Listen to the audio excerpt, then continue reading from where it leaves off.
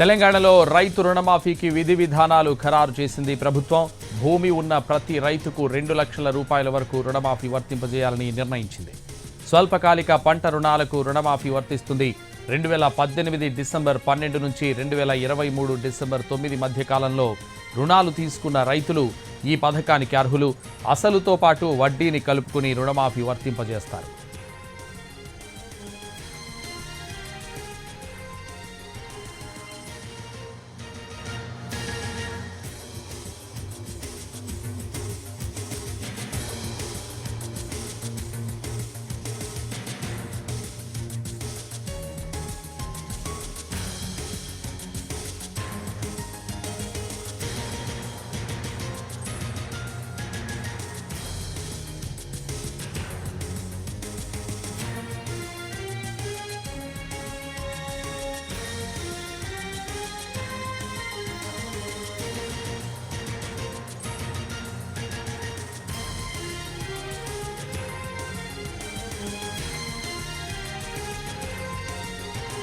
తెలంగాణలో రైతు రుణమాఫీకి విధి విధానాలు ఖరారు చేసింది ప్రభుత్వం. భూమి ఉన్న ప్రతి రైతుకు 2 లక్షల రూపాయల వరకు రుణమాఫీ వర్తింపజేయాలని నిర్ణయించింది.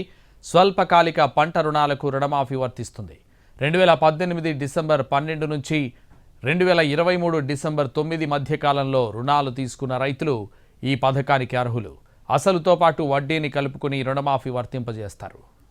ఇదే విషయానికి సంబంధించి మరింత సమాచారం మా ప్రతినిధి సుధీర్ లైవ్లో అందిస్తారు. సుధీర్, రుణమాఫీకి సంబంధించి తెలంగాణ రాష్ట్ర ప్రభుత్వం ఒక స్పష్టమైన ప్రకటన విడుదల చేసింది. అందుకు సంబంధించిన విధి విధానాలను కూడా ఖరారు చేస్తూ ఉత్తర్వులు జారీ చేసిన పరిస్థితి కనిపిస్తుంది. 2018 డిసెంబర్ 12 నుంచి 9 డిసెంబర్ 2024 మధ్య కాలంలో ఎవరైతే రుణాలు తీసుకున్నారో అది కూడా జాతీయ బ్యాంకులు, అదేవిధంగా గ్రామీణ బ్యాంకులు, సహకార బ్యాంకుల నుంచి, వాణిజ్యపరమైన సహకార బ్యాంకుల నుంచి లోన్లు తీసుకున్న వారికి మాత్రమే దీనికి అర్హులు అని చెప్పేసి ఇప్పటికే ప్రభుత్వం స్పష్టం చేసింది. అది ఒక కుటుంబాన్ని యూనిట్ గా తీసుకుని ఈ 2 లక్షల రుణమాఫీ చేసినట్టు కూడా ప్రభుత్వం స్పష్టం చేసింది. అయితే ఈ రుణమాఫీకి సంబంధించి విధి విధానాలను ప్రకటించిన దాంట్లో కూడా చాలా స్పష్టంగా వివరాలను స్పష్టం చేసింది. రెన్యువల్ చేసిన రుణాలకు ఈ పథకం ఎట్టి పరిస్థితుల్లో వర్తించదని చెప్పేసి చెప్పింది.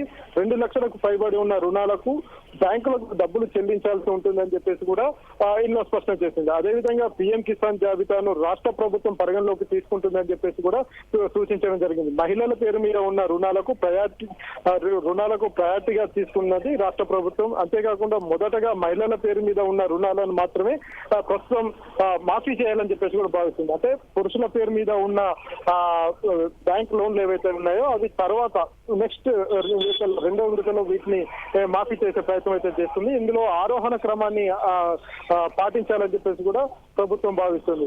అయితే ఈ రోజు విడుదల చేసిన ఈ విధి విధానాలు ఏవైతే ఉన్నాయో రైతు రుణమాఫీకి సంబంధించిన విధి విధానాలు, వీటికి సంబంధించి దాదాపు 7 పేజీల నివేదికను, ఒక జీవోను, ఉత్తర్వు కాపీలను మాత్రం విడుదల చేసింది.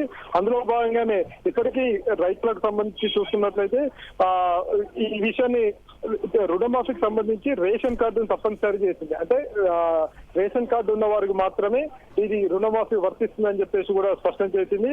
అది అంతేకాకుండా పథకం అమలుకు ఐటీ భాగస్వామిగా నేషనల్ ఇన్ఫర్మేటిక్ సెంటర్ అంటే ఎన్ఐసిని భాగస్వామి చేసింది. ఎన్ఐసి దగ్గర ఉండే సమాచారం, సమగ్ర సమాచారం తెలంగాణ రాష్ట్ర ప్రభుత్వానికి సంబంధించి కావచ్చు, తెలంగాణ రాష్ట్రానికి సంబంధించిన సమగ్ర సమాచారం ఎన్ఐసి నేషనల్ ఇన్ఫర్మేటిక్ సెంటర్ దగ్గర ఉంటుంది. వీరి దగ్గర నుంచి సమాచారాన్ని క్రోడీకరించుకోవాల్సి ఉంటుందని చెప్పేసి కూడా సూచించడం జరిగింది. రుణమాఫీ అమలుకు ప్రతి బ్యాంకుకు ఒక నోడల్ అధికారిని నియమిస్తూ కూడా ఉత్తర్వులు జారీ చేసింది. అంతేకాకుండా 12/12/2018 తర్వాత నుంచి రుణాలు తీసుకున్న రైతులు ఎవరైతే ఉన్నారో అది 9/12/2024 మధ్యలో రుణాలు తీసుకున్న వారికి మాత్రమే వర్తిస్తుందని చెప్పేసి చెప్పడం జరిగింది. వ్యవసాయ భూమి కలిగి ఉన్న ప్రతి రైతుకు రుణమాఫీ వర్తిస్తుంది. ఈ 2 లక్షలకు సంబంధించి అని చెప్పేసి కూడా స్పష్టం చేసింది. Right, thank you. సంతోష్.